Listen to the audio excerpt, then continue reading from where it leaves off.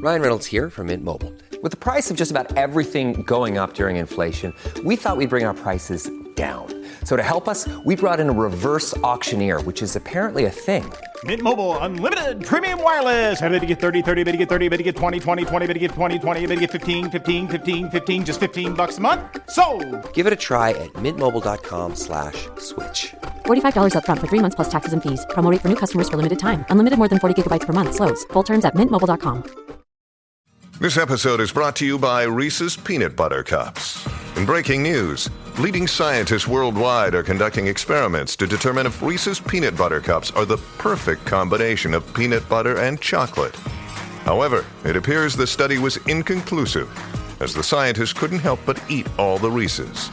Because when you want something sweet, you can't do better than Reese's. Find Reese's now at a store near you.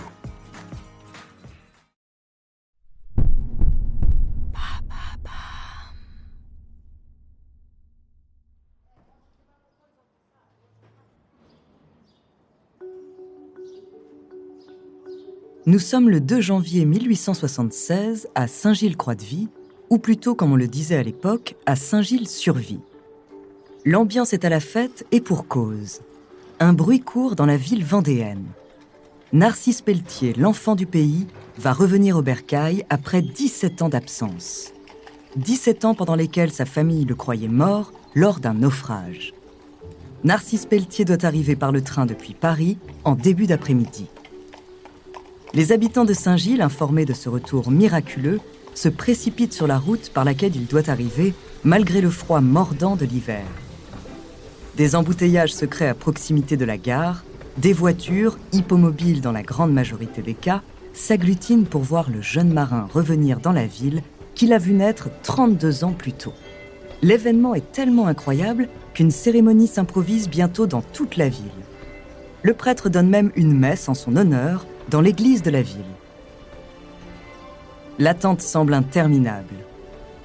Vers 15h30, à la joie de toute la population, Narcisse Pelletier arrive enfin à la gare de Saint-Gilles-Croix-de-Vie, au bras de son père.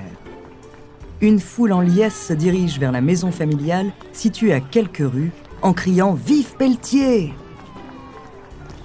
Les amis et connaissances du marin ne tardent pas à leur emboîter le pas. Les gens sont tellement nombreux à vouloir entrer à l'intérieur de la maison que le père est obligé de fermer la porte à clé. Les chanceux qui ont pu se frayer un chemin à l'intérieur sont les témoins de retrouvailles aussi émouvantes qu'inimaginables. Le père, la mère et le fils s'étreignent pour la première fois depuis 17 ans. Des ouvriers qui ont assisté à ce rassemblement improvisé ont proposé un feu de joie qui a été accepté à l'unanimité.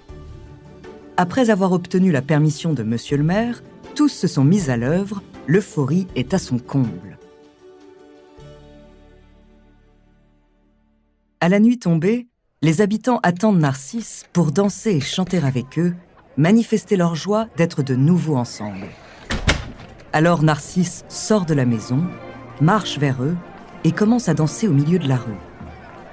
Il voit le feu de joie en son honneur, entend ses amis crier son nom.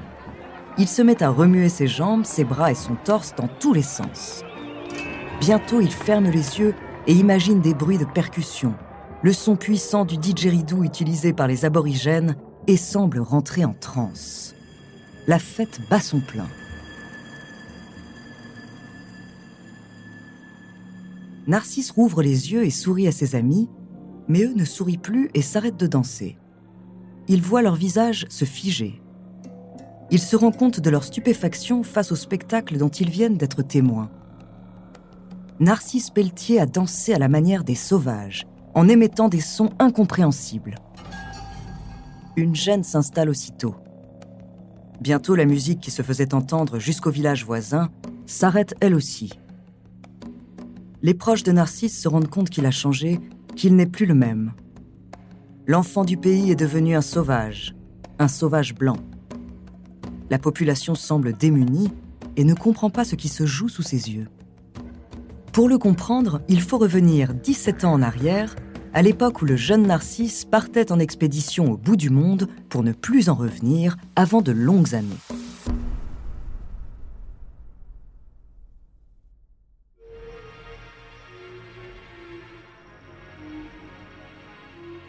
Bonjour, je suis Andrea Brusque, bienvenue dans Les Fabuleux Destins. Cet épisode est le premier que nous consacrons à Narcisse Pelletier, un jeune marin vendéen qui a vécu 17 ans avec les aborigènes jusqu'à en devenir un. Aujourd'hui, je vous parlerai de sa jeunesse jusqu'à son naufrage en Australie, où il sera abandonné et livré à lui-même.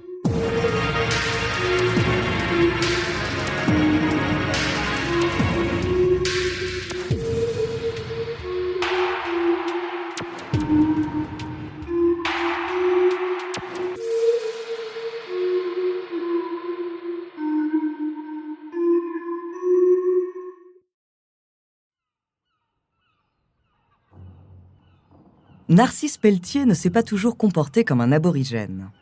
Né en janvier 1844 à Saint-Gilles, c'est un petit garçon turbulent, insolent même, qui finit par se faire exclure de l'école alors qu'il a à peine 11 ans. Élevé en face de l'océan, au milieu d'une population de marins, Narcisse est nourri par les récits de longs voyages. Très vite, lui aussi souhaite partir à l'aventure et parcourir les mers pour découvrir les histoires merveilleuses qu'on lui racontait sur le monde. Son père, qui souhaite lui apprendre la discipline, le pousse alors à devenir mousse, pour son plus grand plaisir. En mai 1856, Narcisse a 12 ans et embarque à bord de son premier bateau, le Génie, aux Sables-d'Olonne pour 5 mois. S'ensuivent d'autres expéditions de plusieurs mois, pendant lesquelles il sillonne les mers de France et du sud de l'Europe. Mais à l'époque, la vie des jeunes mousses est particulièrement éprouvante. On leur confie les tâches les plus ingrates. Ils doivent faire face à la sévérité parfois brutale des chefs et sont souvent les souffres-douleurs de l'équipage. Sa santé est mise à rude épreuve à cause des conditions météorologiques et des nombreuses nuits blanches passées à veiller sur les bateaux. Mais le jeune Narcisse tient bon. Après le Génie, il embarque à bord de la Reine des Mers. Lors de ce voyage, Narcisse est encore plus maltraité. Un jour, l'adjoint du capitaine lui donne un violent coup de couteau. La blessure est profonde et lui laisse une vilaine cicatrice sur le bras. Le jeune Narcisse, traumatisé, profite d'une escale à Marseille pour s'enfuir. Quelques jours plus tard, le 6 août 1857, il embarque cette fois-ci sur le Saint-Paul, un immense 3-mâts commandé par le capitaine Emmanuel Pinard. Narcisse est conscient qu'il entreprend ici un très long voyage, mais il ne se doute pas encore à quel point. Le Saint-Paul doit traverser l'océan Atlantique et Indien jusqu'à Bombay afin de livrer des cargaisons de vin. Le bateau doit ensuite faire voile vers la colonie britannique de Hong Kong pour une mission des plus lucratives. En effet, le capitaine Pinard souhaite recruter et faire monter à son bord 317 ouvriers chinois pour les emmener en Australie. Ces derniers serviront de main-d'œuvre dans les mines d'or préemptées par les Anglais qui ont colonisé l'île depuis près d'un siècle. En faisant cap sur l'Australie, tout semble se passer pour le mieux sur le bateau. Mais bientôt, l'équipage se rend compte que les provisions ne sont pas aussi abondantes que prévu pour nourrir tout ce monde.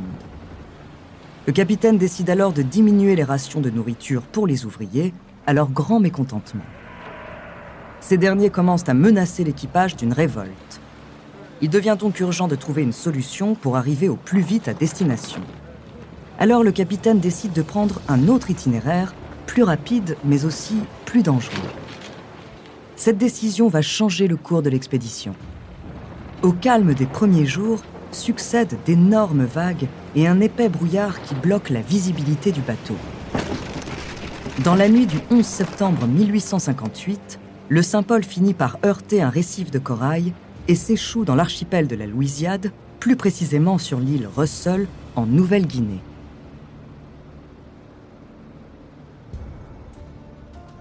Le 3-mâts, très abîmé par le choc, est impraticable.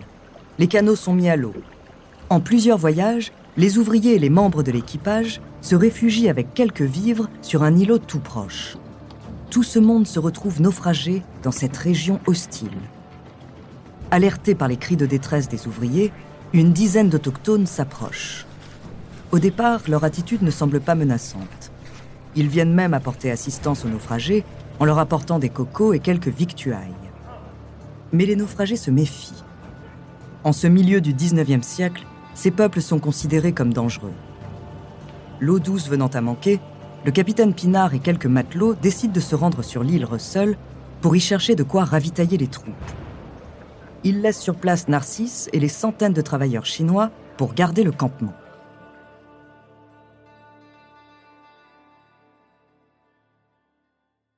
Avant de continuer cet épisode, nous voulions vous remercier pour votre écoute. Si vous voulez continuer de nous soutenir, abonnez-vous à la chaîne Bababam Plus sur Apple Podcast. Cela vous permettra une écoute en avant-première et sans interruption. Ou bien écoutez ce message de notre partenaire sans qui ce podcast ne pourrait exister. On se retrouve tout de suite après.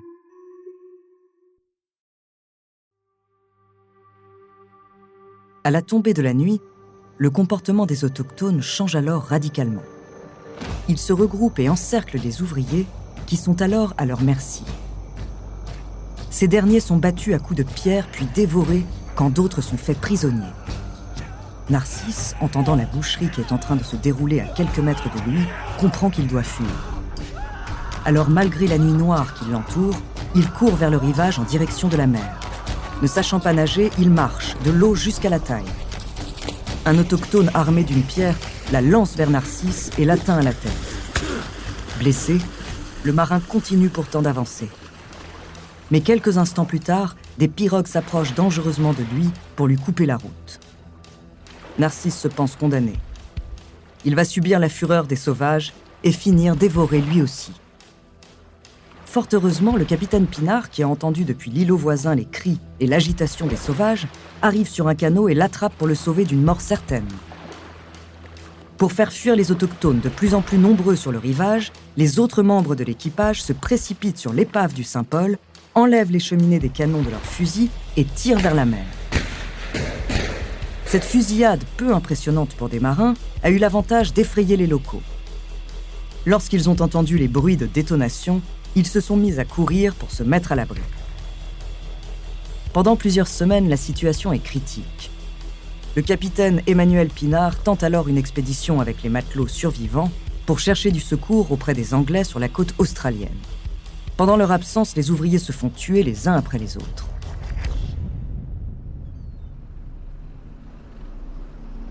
Après 12 jours de navigation cauchemardesque, les marins aperçoivent une montagne verdoyante. Ils viennent d'arriver au nord-est de l'Australie, dans une région encore inexplorée par les Européens à l'époque, sur laquelle vivent des populations que l'on dit cannibales. Les marins qui accostent partent à la recherche d'eau et de vivres, avec plus ou moins de succès. Narcisse, qui peine à guérir de sa blessure, est au plus mal.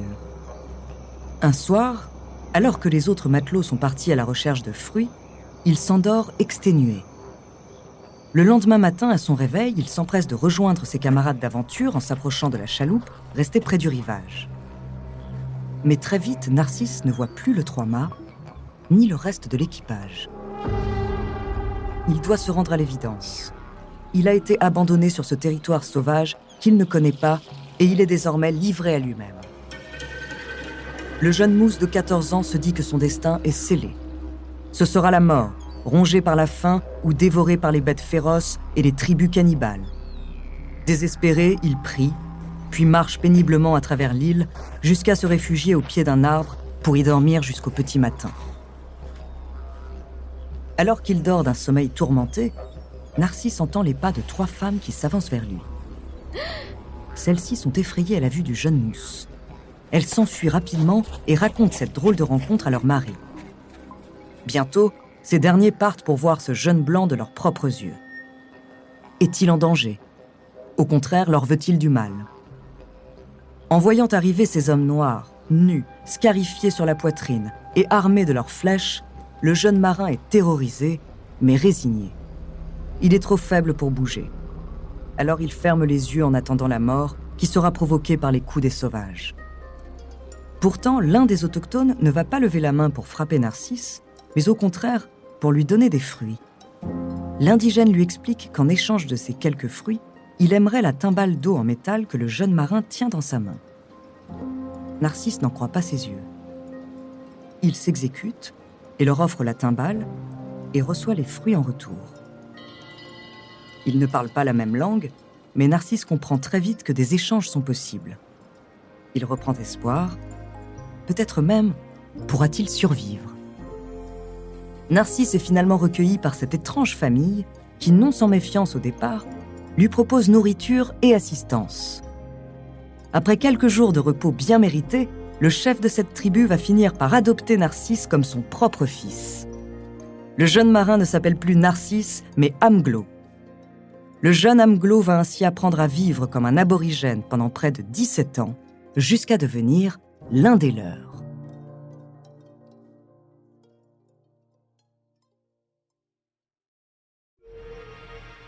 Merci d'avoir écouté cet épisode des Fabuleux Destins, écrit par Marie-Lou Economou et réalisé par Gilles Bavulac. Dans le prochain épisode, je vous raconterai la suite de cette histoire en évoquant la vie du jeune Narcisse Pelletier au sein de la tribu d'aborigènes qu'il a recueillie pendant près de 17 ans. En attendant, si cet épisode vous a plu, n'hésitez pas à laisser des commentaires et des étoiles sur vos applis de podcast préférés.